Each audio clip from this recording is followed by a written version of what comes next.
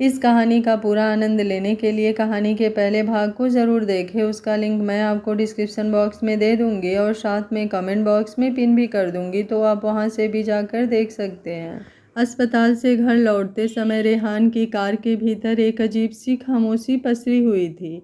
Steering पकड़ने वाले उसके हाथ थोड़े कांप रहे थे। पिछली सीट पर मायरा सिर टिकाए बैठी थी। उसके चेहरे पर अब भी कमजोरी साफ झलक रही थी। रेहान बार बार रियर मिरर से उसकी तरफ देख लेता, जैसे डर हो कि कहीं वो फिर से आंखें बंद ना कर ले। उसके दिल की धड़कन तेज थी, मगर चेहरे पर उसने वही संयम ओढ़ रखा था जो हर किसी को ये विश्वास दिलाता था कि वो मजबूत है। पर सच तो ये है कि भीतर से रेहान बुरी तरह टूटा हुआ था। घर पहुंचते ही दादी माँ ने दरवाजे पर ही माला लेकर इंतजार किया था। उनका कांपता हुआ हाथ बार बार भगवान से यही प्रार्थना कर रहा था कि मेरी बच्ची ठीक लौट आए। जैसे ही मायरा ने दादी माँ को देखा, वो खुद को रोक न पाई। उसकी कमजोर सी चाल दादी माँ की ओर बढ़ी और वो उनके गले से लिपट गई। दादी माँ, मायरा का गला भर आया। उसके शब्द टूटे हुए थे। क्यों भगवान ने मुझे ये सब दिया? मैं तो बस आपके साथ रहना चाहती हूँ, अपने जानू के साथ जीना चाहती हूँ। फिर क्यों मुझे ये दर्द मिला? दादी माँ, जिनकी आंखों ने कभी मायरा को आंसू बहाते नहीं देखा था, आज अपनी गोदी में उसे रोते हुए पाकर सुन्न रह गई। उन्होंने उसके सिर पर हाथ फेरा और खुद की आंखें भी भर आई। हे भगवान, ये वही बच्ची है जो हमेशा हंसती रही, जिसकी आंखों में कभी नमी तक नहीं देखी, और आज वो यूं टूट रही है। क्या इतना बड़ा इम्तिहान देना ज़रूरी था? रेहान दरवाजे पर खड़ा था। वो अपनी पत्नी को ऐसे टूटते देख रहा था और भीतर ही भीतर उसकी आत्मा कांप रही थी। उसका मन कर रहा था दौड़कर मायरा को अपनी बाहों में भर ले और कहे कि कुछ नहीं होगा। पर उसे पता था कि इस वक्त मायरा को दादी माँ के गोद की ही ज़रूरत थी। उसने अपनी मुट्ठियाँ कस ली ताकि बाहर ना आने वाले आंसुओं को काबू में रख सके। ममता जी भी वहीं खड़ी थी। वो अपने दर्द को जाहिर नहीं करना चाहती थी, मगर आंखों में भरे आंसू रुक नहीं रहे थे। वो आगे बढ़ी और मायरा के सिर पर हाथ फेर कर बोली, बेटा, भगवान बड़े क्रूर नहीं होते। शायद तुम्हारे लिए कुछ और अच्छा सोच रखा है। हिम्मत रखो, सब ठीक हो जाएगा। मायरा ने उनकी ओर देखा। उसकी आंखें मासूम आंसुओं से भीगी थी। मम्मा, मुझे डर लगता है। मैं जानू को खोना नहीं चाहती। मैं आप सबको छोड़कर कहीं नहीं जाना चाहती। इतना सुनते ही ममता जी की सब्र भी जवाब दे गई। उन्होंने मायरा को अपने सीने से लगा लिया और खुद भी रो पड़ी। रेहान अब और खड़ा नहीं रह सका। वो कमरे से बाहर निकल गया। सीढ़ियों के पास खड़े होकर उसने अपना चेहरा दोनों हाथों से ढक लिया। हे भगवान, मेरी जान को बचा लो। मैं सब कुछ हार सकता हूँ, पर उसे नहीं। मायरा मेरी जिंदगी है। उसके अंदर का वो मजबूत सीईओ टूट चुका था। नीचे से बिजनेस का कॉल बार बार आ रहा था। असिस्टेंट ने कहा, सर, मीटिंग बहुत इम्पोर्टेंट है, क्लाइंट्स इंतज़ार कर रहे हैं। रेहान ने फ़ोन को झटकते हुए कहा, मीटिंग मीटिंग मीटिंग मेरी बीबी की जान से ज़्यादा ज़रूरी नहीं है। कह दो सबको कि फ़िलहाल सीईओ अनअवेलेबल हैं। आवाज़ में गुस्सा नहीं बल्कि बेबसी और टूटन झलक रही थी। वो समझ नहीं पा रहा था कि किसे संभाले, बिजनेस की डूबती स्थिति या अपनी जान से प्यारी मायरा की बिगड़ती हालत। जब वो वापस कमरे में लौटा तो देखा मायरा दादी माँ की गोद में सिर रखकर सुबक रही थी। वो धीमे स्वर में बोल रही थी, दादी माँ, अगर मुझे कुछ हो गया तो मेरे जानू अकेले रह जाएंगे। उन्हें कौन संभालेगा? ये सुनकर रेहान का दिल चीर गया। वो तुरंत उसके पास आया, मायरा के कांपते हाथों को अपनी दोनों हथेलियों में लिया और आंखों में देखते हुए बोला, वाइफी, ऐसी बातें मत करो। तुम्हें कुछ नहीं होगा। मैं भगवान से लड़ जाऊंगा, पूरी दुनिया से भिड़ जाऊंगा, पर तुम्हें कुछ नहीं होने दूंगा। मायरा ने आंसुओं से धुंधली निगाहों से उसे देखा। उसकी आवाज़ कांप रही थी, पर जानू, मेरी आंखों में देखो। तुम भी जानते हो कि मुझे कोई बड़ी बीमारी है ना? रेहान ने उसकी आंखों में गहराई से देखा, लेकिन जवाब न दे सका। उसका गला भर आया। वो बस मायरा के माथे को चूमते हुए बोला, तुम मेरी दुनिया हो और दुनिया को खोने का ख्याल भी मैं बर्दाश्त नहीं कर सकता। कुछ भी हो जाए, मैं तुम्हें नहीं खोऊंगा, कभी नहीं।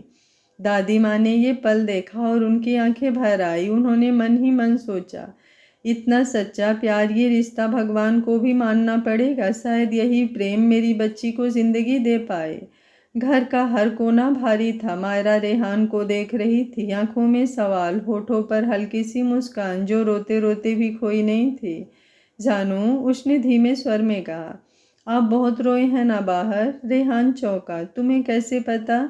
मायरा ने उसकी आंखों में देखते हुए कहा, आपकी आंखें मुझे सब बता देती है। आप कहते हो मैं बच्ची हूँ, पर जानू सब बात आपसे जुड़ी होती है तो मैं सब समझ जाती हूँ।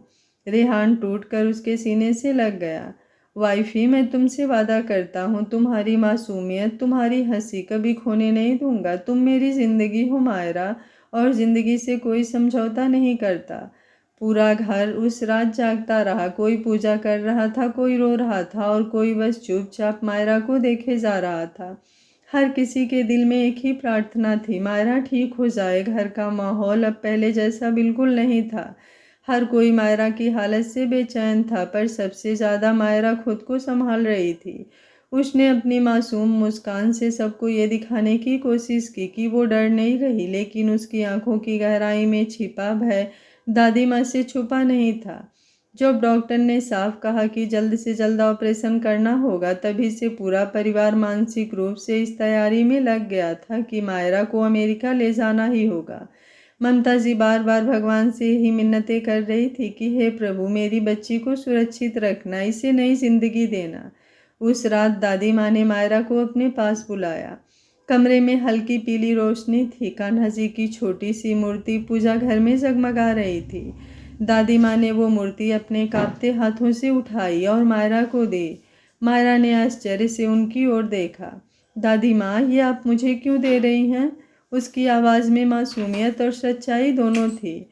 दादी माँ ने उसके सिर पर हाथ फेरते हुए कहा, बिटिया, ये कान्हा जी हमेशा हमारी रक्षा करते आए हैं। जब जब मैंने इनसे प्रार्थना की, इन्होंने मुझे निराश नहीं किया। आज मैं इन्हें तुम्हें सौंप रही हूँ। अमेरिका दूर है, मैं तुम्हारे साथ नहीं जा सकती, पर ये कान्हा जी तुम्हारे साथ रहेंगे, इन पर भरोसा रखना। ये तुम्हारे साथ हर मुश्किल में खड़े रहेंगे। मायरा की आंखें भर आई। उसने मूर्ति को अपने सीने से लगाया और दादी माँ के गले से लिपट गई। दादी माँ, मैं वापस आऊँगी आपके पास लौटकर, और अपने जानू के साथ आपके पास बैठकर ढेर सारी बातें करूँगी। भगवान मुझसे इतनी बेरहमी नहीं कर सकते। दादी माँ की आंखों से भी आंसू बह निकले। उन्होंने मन ही मन सोचा, ये लड़की जिसकी आंखों में कभी आंसू नहीं आया, आज टूट कर रो रही है। हे प्रभु, इसे जीवन देना। रेहान दरवाजे पर खड़ा सब देख रहा था। उसके दिल में एक अजीब सा दर्द उमड़ रहा था, पर उसने चेहरे पर दृढ़ता ओढ़ ली। उसे पता था इस वक्त मायरा को सबसे ज़्यादा उसके आत्मविश्वास की ज़रूरत है। अगले दिन से तैयारी शुरू हो गई। टिकट बुक कराए गए, रिपोर्ट्स तैयार की गई, पासपोर्ट और वीज़ा की सारी औपचारिकताएं पूरी की गई। घर का हर सदस्य व्यस्त था, पर दिल से सब यही चाहते थे कि मायरा जल्द से जल्द स्वस्थ हो जाए। ममता जी ने मायरा के लिए खास कपड़े पैक किए। जब मायरा ने देखा तो मुस्कुराया। मम्मा, इतनी सारी चीज़ें क्यों रख रही हैं? मैं तो सिर्फ कुछ दिनों में ठीक होकर लौट आऊँगी। ममता जी रो पड़ी। अगले दिन रेहान ने तय किया कि वो अपने बिजनेस को भी संभालेगा, क्योंकि इतनी बड़ी कंपनी को यूं छोड़ देना सही नहीं था। मायरा को घर में ममता जी और दादी के हवाले करके वो एक दिन के लिए अपने ऑफिस गया। ऑफिस पहुंचते ही उसका असिस्टेंट शेखर उसके सामने खड़ा था। शेखर ने धीरे से कहा, सर, कंपनी को आपकी ज़रूरत है, पर हम सब समझते हैं कि आपकी फैमिली पहले है। रेहान ने गहरी सांस ली और मीटिंग रूम में सब बोर्ड मेंबर्स को इकट्ठा किया। उसके चेहरे पर थकान थी, पर आवाज़ मजबूत थी। मैं आप सबको एक सच बताना चाहता हूँ। मेरी पत्नी की हालत गंभीर है और मुझे उसका साथ देना है। शायद मुझे कुछ हफ्तों या महीनों तक लगातार अस्पताल में रहना पड़े, लेकिन मैं अपनी कंपनी को भी डूबने नहीं दूंगा। इसलिए आज मैं हर छोटी से छोटी बारीकी शेखर को सौंप रहा हूँ। शेखर मेरी आंख और कान होगा। किसी भी आपात स्थिति में मुझे तुरंत फ़ोन किया जाएगा। मैं दूर रहकर भी हर फैसले पर अपनी नज़र रखूँगा। कमरे में सन्नाटा था। फिर एक बुजुर्ग बोर्ड मेंबर ने कहा, रेहान बेटा, तुम चिंता मत करो। ये कंपनी तुम्हारी मेहनत और ईमानदारी पर खड़ी है। जब तुमने इसे शून्य से ऊंचाई दी है, तो अब हम सब मिलकर इसे संभालेंगे। तुम्हारी पत्नी हमारी भी बहू है, उसका स्वास्थ्य सबसे पहले है। कंपनी इंतजार कर सकती है, पर जिंदगी नहीं। रेहान की आंखें भर आई, पर उसने सबके सामने खुद को संभाला। उसने शेखर के कंधे पर हाथ रखकर कहा, शेखर अब ये जिम्मेदारी तुम्हारी है। मुझे भरोसा है तुम मेरे भरोसे पर खरे उतरोगे। शेखर की आंखों में आंसू थे।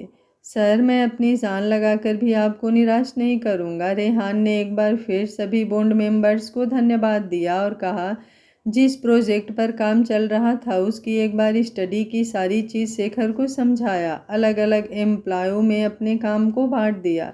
रेहान अपने एम्प्लॉइयों के लिए बहुत नरम दिल था, तो सब लोग अपना काम ईमानदारी से करते थे।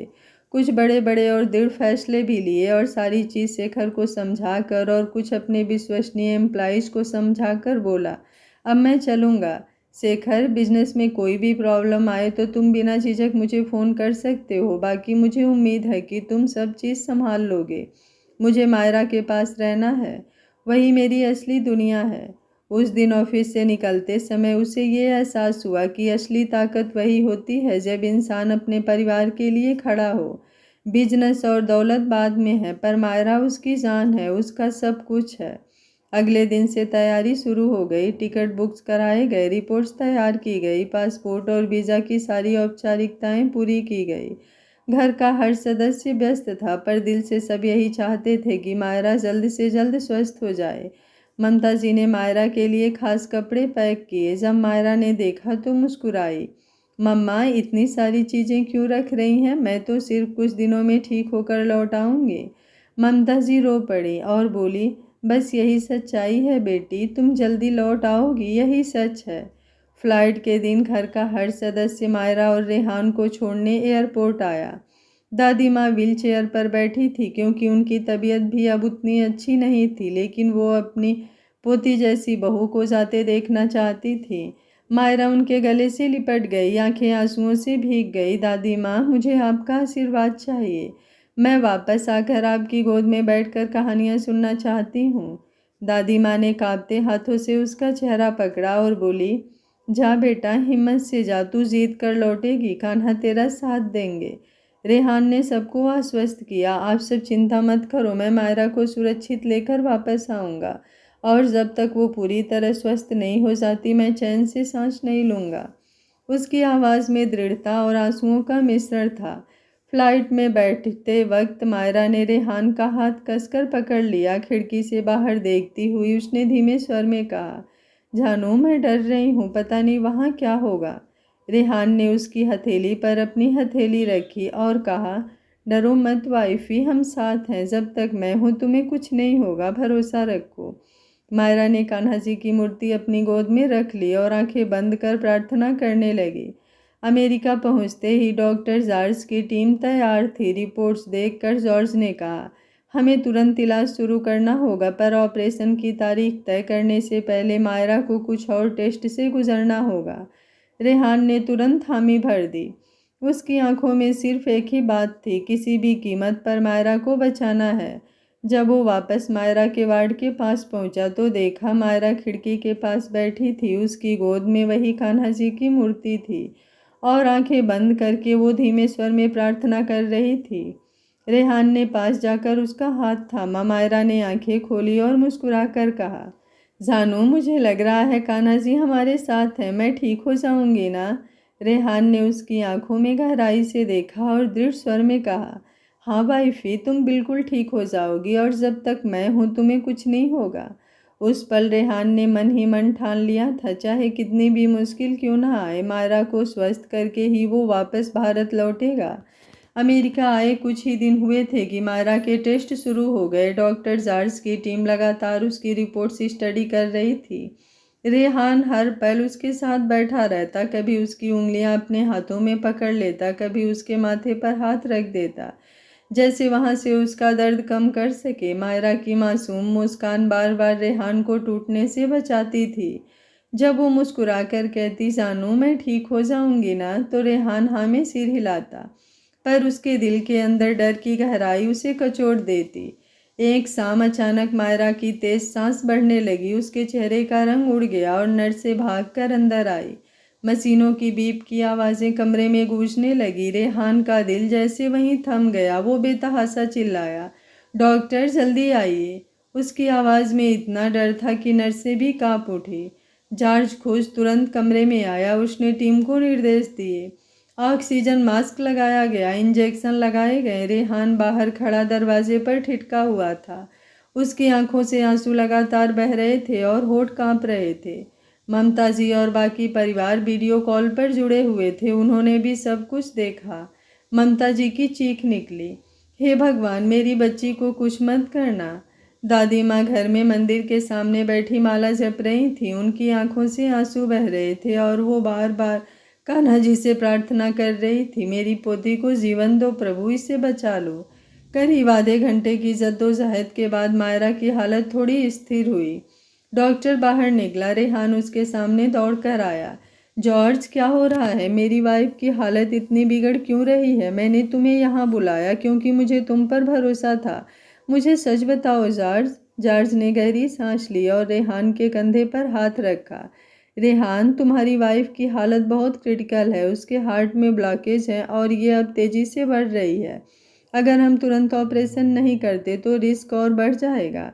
हमें जल्दी से जल्दी सर्जरी करनी होगी। रेहान की आंखें भर आई। उसका शरीर कांप गया। उसने दीवार पकड़ ली। लेकिन जॉर्ज, वो इतनी नाजुक है, वो डर जाएगी। मैं उसे खो नहीं सकता। मैं उसके बिना जी नहीं सकता। प्लीज़ उसे बचा लो। तुम मेरे दोस्त हो। तुम्हारे अलावा मुझे और कोई उम्मीद नहीं है।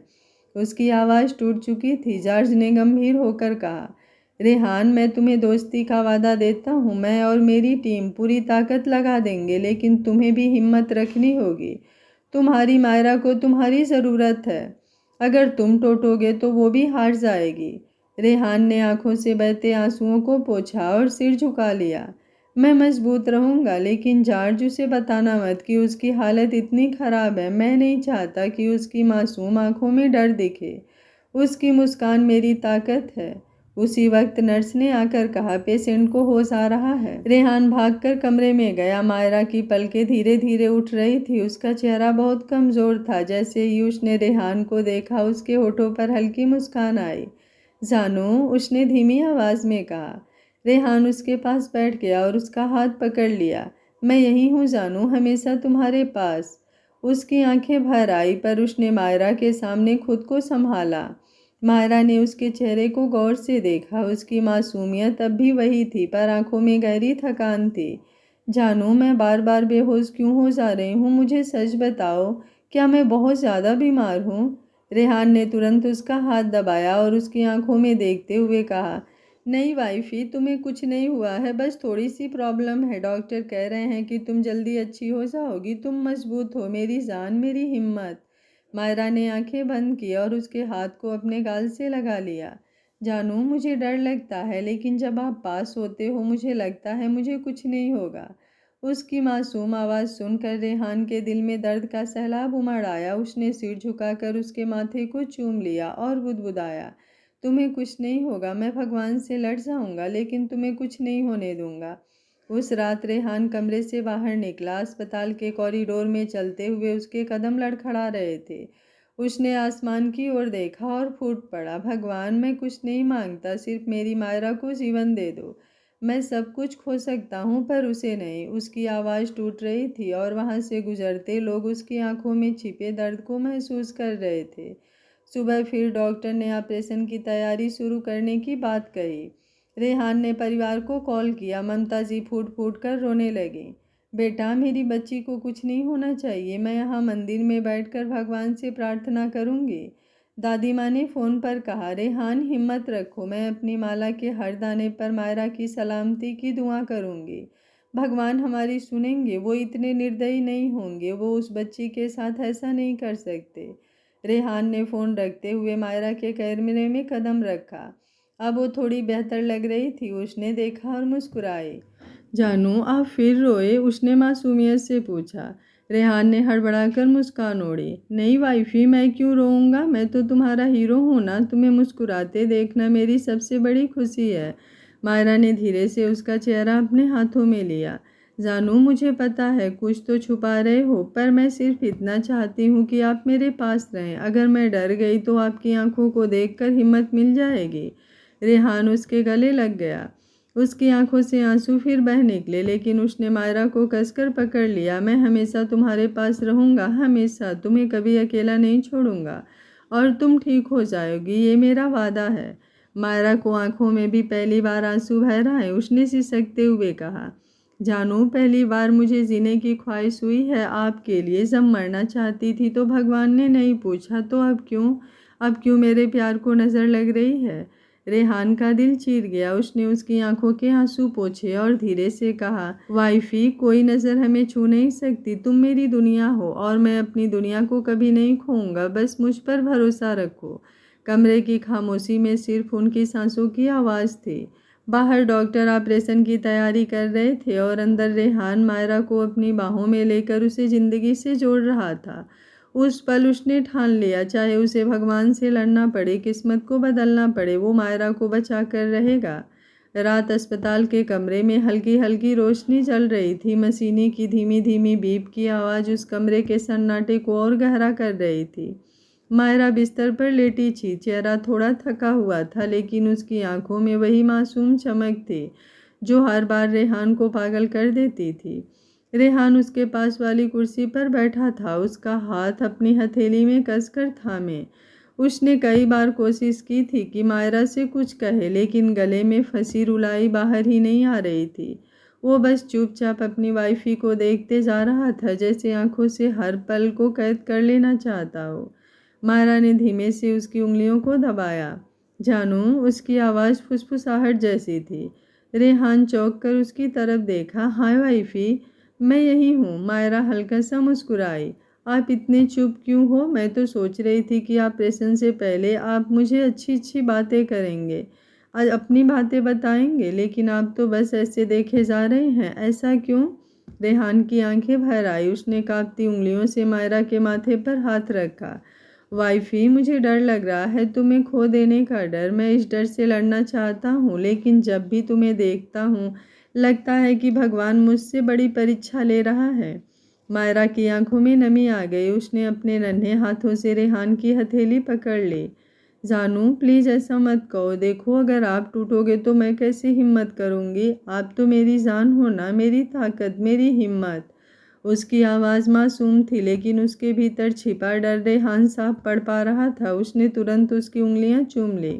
नहीं वाइफी, मैं टूटूंगा नहीं, मैं तुम्हें कुछ नहीं होने दूंगा। भगवान से लड़ जाऊंगा, लेकिन तुम्हें कुछ भी नहीं होने दूंगा।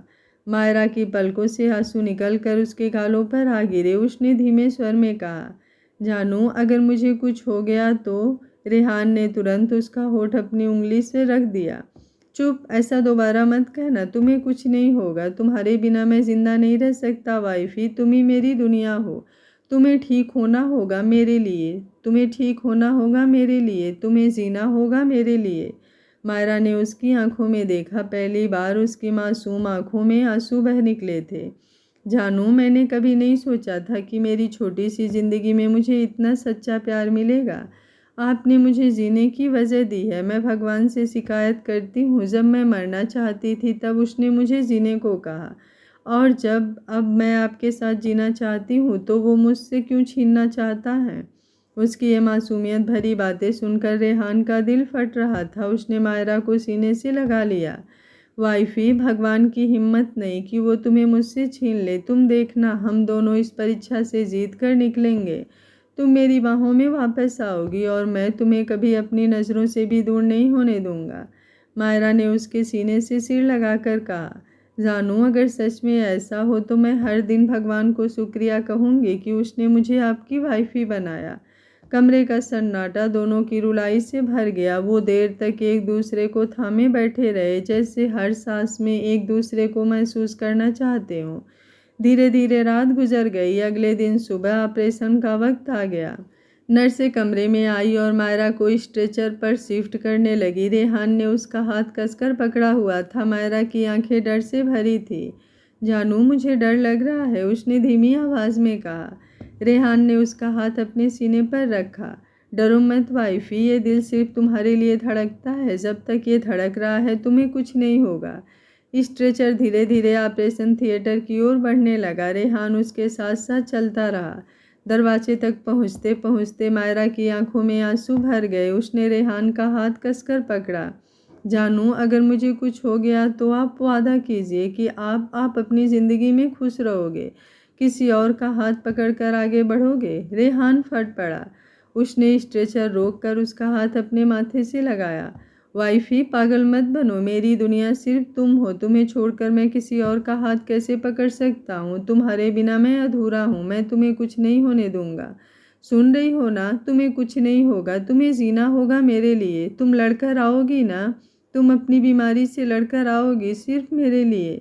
तुम्हारा जानू तुम्हारा बाहर इंतज़ार कर रहा होगा।